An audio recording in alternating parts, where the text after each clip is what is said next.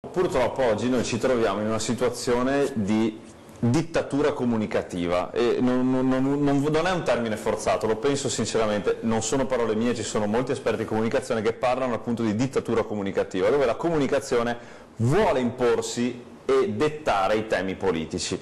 E questo secondo me sicuramente siamo in un momento storico dove è importantissimo comunicare e anzi programmi come questi io ringrazio perché ci danno la possibilità di farlo, ma il tema è poi cosa stai facendo? Perché se poi parli, strucca, non ti rimane niente in mano, la gente dice, vuoi fermo un attimo, cosa hai combinato? Allora, noi invece, io guardo cosa sta arrivando in aula. In aula sta arrivando un decreto di Luigi Di Maio, che si chiamerà un decreto dignità.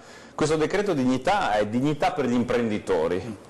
Parla di rimozione di strumenti vessatori, violenti nei confronti degli imprenditori e di chi ogni mattina si rimbocca le maniche e fa il suo lavoro. Vuol dire abolizione dello spesometro, abolizione degli studi di settore, abolizione dell'onere della prova, perché oggi noi ci troviamo a essere vessati come imprenditori perché devi dimostrare tu di essere onesto rispetto al fisco e questa è una follia che esiste solo in Italia ed è ricompreso quindi l'inversione, ovvero che noi siamo imprenditori onesti fino a prova contraria e se ci sono state fatte delle cose fatte male lo dimostrerà il fisco, lo Stato o chi per esso. E poi c'è un altro tema importantissimo, l'abolizione della pubblicità per il gioco d'azzardo, una cosa di cui si parla molto poco ma che è fondamentale, una malattia sociale che sta mettendo in ginocchio generazioni, famiglie e che purtroppo fa proliferare anche la criminalità organizzata. Per la prima volta si troverà una porta sbattuta in muso, una lobby potentissima che si troverà finalmente un governo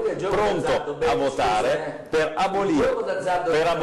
abolire immediatamente questo, non farne più pubblicità. È inutile fare pubblicità per dire velocissimo, attenzione potrebbe cadere, morirai. Cioè, allora, questi sono dei provvedimenti concreti perché è un decreto legge, perché c'è urgenza di farli e devono essere immediatamente attuativi. Quindi io dico che i cittadini, che è gente sveglia, che sa pesare, che sa andare oltre gli slogan, vedranno con loro mano e io sono sicuro e faremo di tutto il nostro meglio perché siano soddisfatti di questo governo.